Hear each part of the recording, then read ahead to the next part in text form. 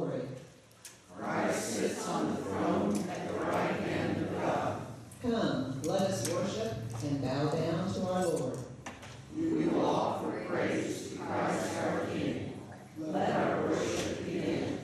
Please remain standing as together we sing our opening hymn, Surely the Presence of the Lord is in this place, which is number 219 in your hymnal.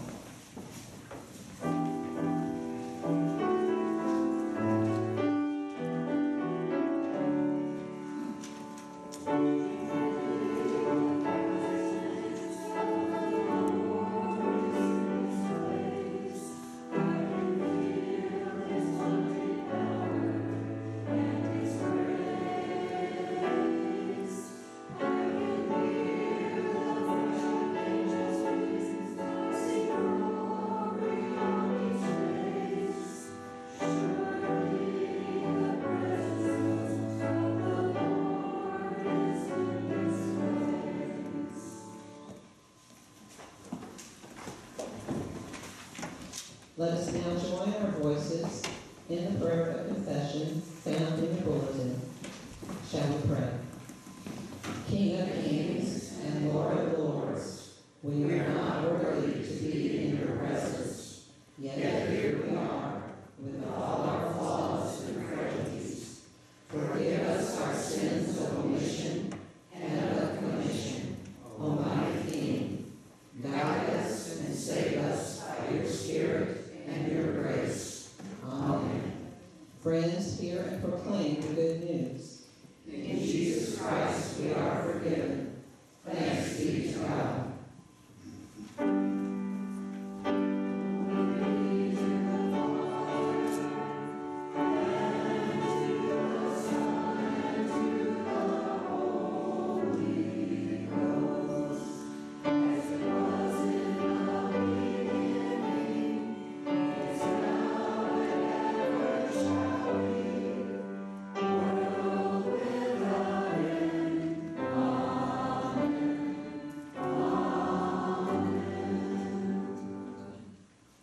Please join with me now in praying the prayer of illumination printed in your bulletin. Shall we pray? God of mercy, speak your eternal word to us, that we may respond with faithfulness, service, and love. Amen. Our first reading today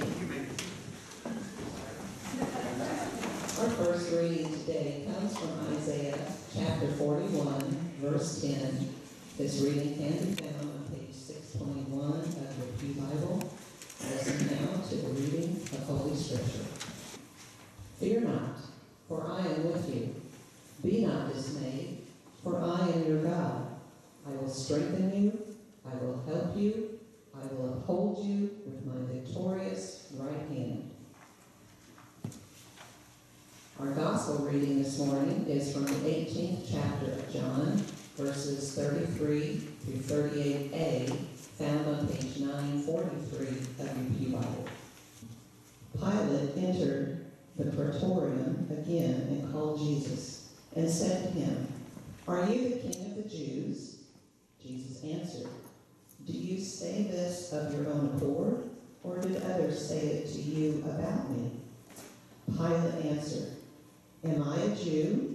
Your own nation and the chief priests have handed you over to me. What have you done?" Jesus answered, "My kingship is not of this world. If my kingship were of this world, my servants would fight, that I might not be handed over to the Jews. But my kingship is not from the world." Pilate said to him, "So you are a king?" Jesus answered, "You say that I am a king. For this I was born, and for this I have come into the world, to bear witness to the truth. Everyone who is of the truth hears my voice." Pilate said to him, "What is the truth?" And this is the word of the Lord. Thanks be to God. Pastor Steve, I want the truth. You can't handle the truth. Very short segment, because it's a short service Sunday, of that scene. That was the scene. He used my name, Pastor Steve, but Kyle actually there is a young Tom Cruise. And his line was, "I want the truth." And Jack Nicholson, sitting there in the military courtroom, says, "You can't handle the truth." Movie, 26 years old actually now. Do you know the movie? A Few Good Men. No. Few Good Men, yes. A Few Good Men. Came out, like I said, 26 years ago. Still one of my favorite movies. And Tom Cruise, playing the young naval lawyer, is trying to get the truth out of the colonel that Jack Nicholson is playing. And he's demanding to hear the truth. And the colonel says, "You can't handle the truth." We all want to know the truth at times. There are places that we want to be able to hear the truth. We just want the facts. We just want the truth. There was a trial it wasn't really a trial. It was a confirmation hearing that we all listened to not too long ago. And we really just wanted the truth. But it wasn't quite that simple, was it? And here, in the reading from John today, we have Pilate asking Jesus a very simple question, and Pilate just wants the truth. He asks, "Are you the king of the Jews?" Well, now isn't that a yes or no question? I mean, you either are or you aren't, correct? It's yes or no. What's the truth here? But what does Jesus say? Did you hear all that Joy was reading to us? That how Jesus, he didn't respond yes or no. It wasn't that simple. But there's so many times in life where we want the truth. We want the truth, we want the whole truth, we want nothing but the truth. So help me God. What is the truth? Shall we pray? Gracious God, may the words of my lips and the meditations of our hearts and minds be acceptable in thy sight, O Lord, our rock and our Redeemer. Amen. The truth, the whole truth, and nothing but the truth. You know, there's a dark and dangerous side to claiming possession of the truth. If we say we know the truth, if we claim to know the truth, we put ourselves in the position of having to defend that truth, to guard it, to protect it. We feel that we've got to impose that truth on other people. After all, it is the truth. So lines are drawn, and conversations are reduced to a monologue of rhetoric, because after all, I know the truth, and I'm going to tell you what it is. Relationships give way to either isolation or domination. And pretty soon, violence arises in the words we speak and in the actions that we take.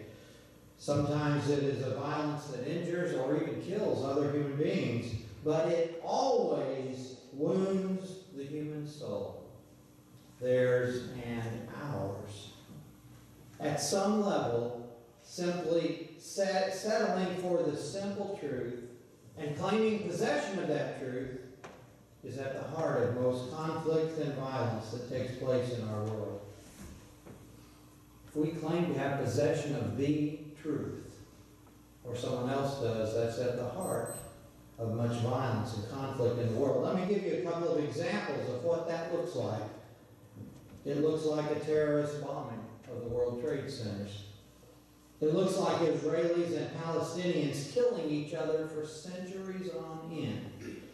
It looks like an entire country giving allegiance to a dictator like Hitler. It looks like a reporter being beaten and killed in some far-off embassy. It looks like broken hearts in marriages and in families and in friendships. Because in each of those situations I just mentioned, someone or some group is claiming to be the possessor of the truth. And they take action because of that. You know, if I learned anything from my time at seminary, my friends, it is that we, at most, only have a piece of the truth. Even we Christians, we don't possess the whole truth. The truth is never as simple as we want it to be. It's never as simple as we may try to make it. And that's not just about religious belief. It's also about practicing life. It's about practicing faith. It's about practicing relationships with one another. Like it or not, it's a reality that we have to face each and every day. And I think that's why Jesus did not give Pilate a straight answer to that question, are you the king of the Jews? Maybe that's Jesus' way of telling us that the truth is never as simple as we want it to be, never as absolute as we often assert it to be. Jesus knows that the truth is more than just a fact. It's more than just one answer. It's more than just one experience. And that the truth cannot be possessed. Rather, Jesus knows that the truth is a life to be lived.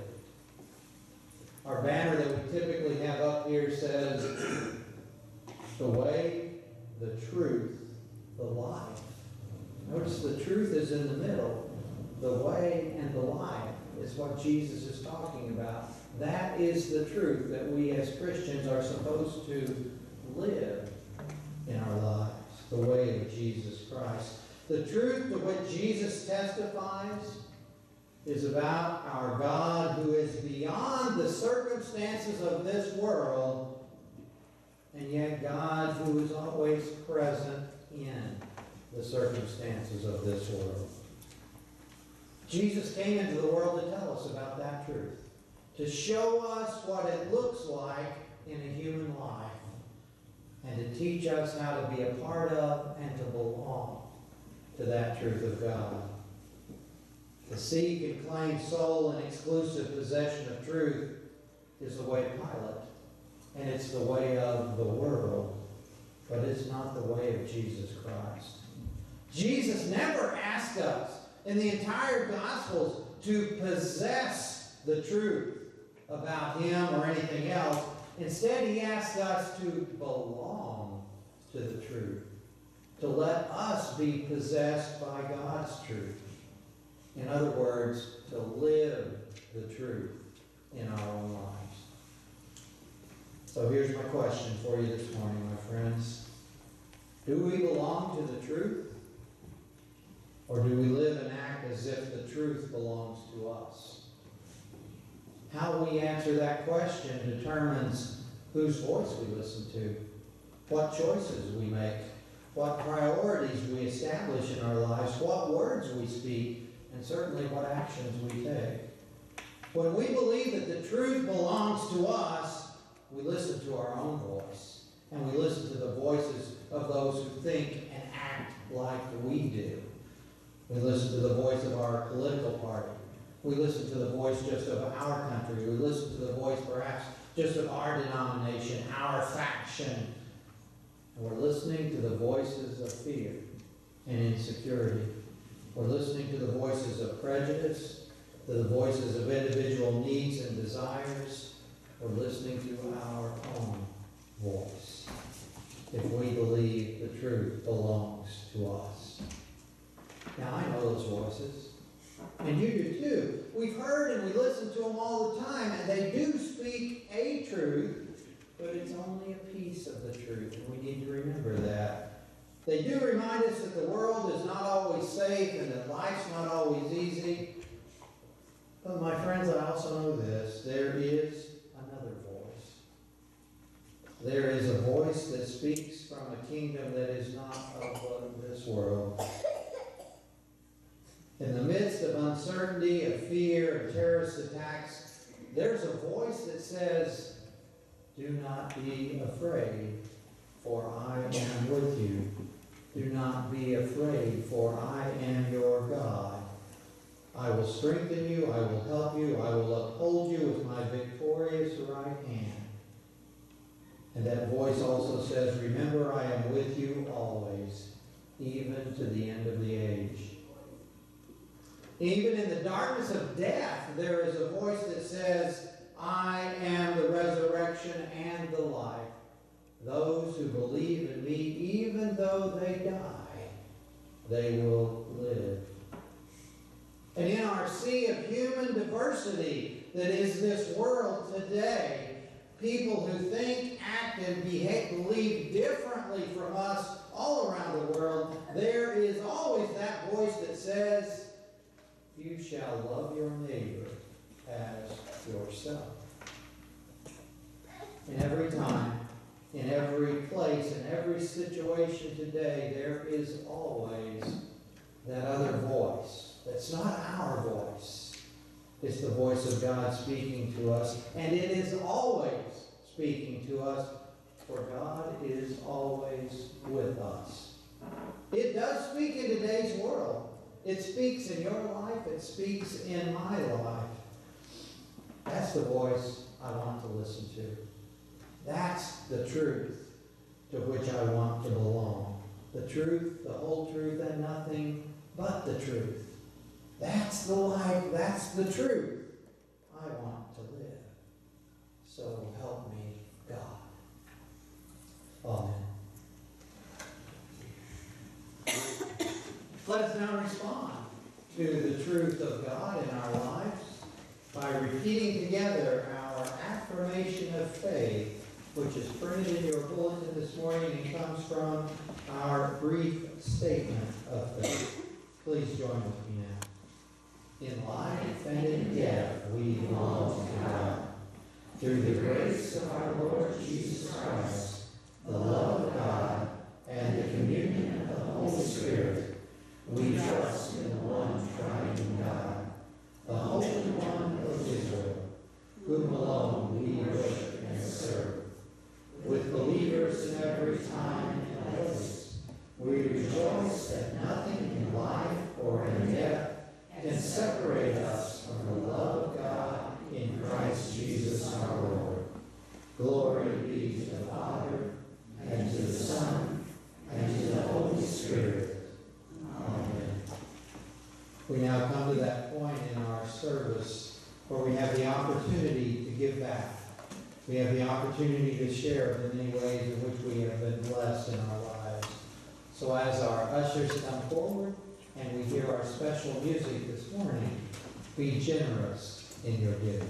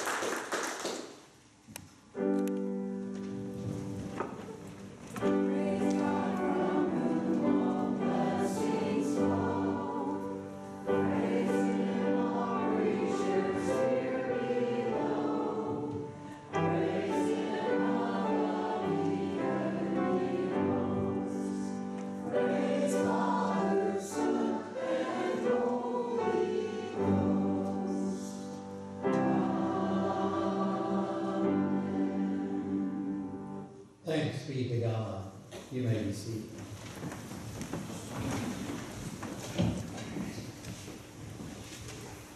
Let us now pause for just a moment of silence as we prepare ourselves for prayer.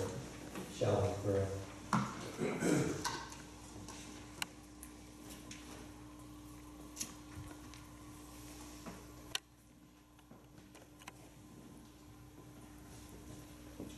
Holy God, we ask that you accept these tokens that we now bring before you. Use them to spread the ministry of Jesus Christ throughout this land and to all corners of this earth. Our God, on this Sunday after Thanksgiving, we have no words to express the gratitude we feel for all that you have done in our lives. You have given yourself to us in Jesus Christ. You have given us your life. You have loved us long before we were ever aware of you. You have been gracious to us in our failings and never held our sins against us.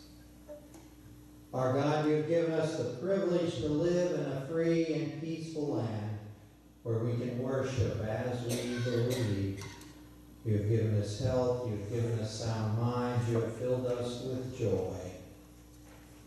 So on this day, we ask that you truly make us thankful, to always take time to say what it is meant to us, that you have shown your goodness to us. You have made us your beloved children and treated us like no earthly parent ever could. And so we thank you, our God. We are eternally grateful to you. And now we ask that you be with all those who are in need this day, those who might be in need here among us. Certainly those we have spoken by name in this service who need your healing touch or need your special grace to come into their lives. And all those that we hold in our thoughts and prayers who may not have been mentioned this morning. But we ask that you uplift them as well, and that you fill all these with your grace and your love, so that they may feel your presence with them now and always. Continue to be with us, our God, as we now pray together the prayer Jesus taught us, saying, Our Father, who art in heaven, hallowed be thy name. Thy kingdom come, thy will be done, on earth as it is in heaven. Give us this day our daily bread, and forgive us our debts, as we forgive our debtors. And lead us not into temptation, but deliver us from evil. For thine is the kingdom, and the power, and the glory forever. Amen. Let us now rise one last time, either in body or in spirit, as we sing together verse 1 of our closing hymn, which is Wonderful Grace of Jesus, which we find on page 338 of your hymn. Shall we rise now together and sing?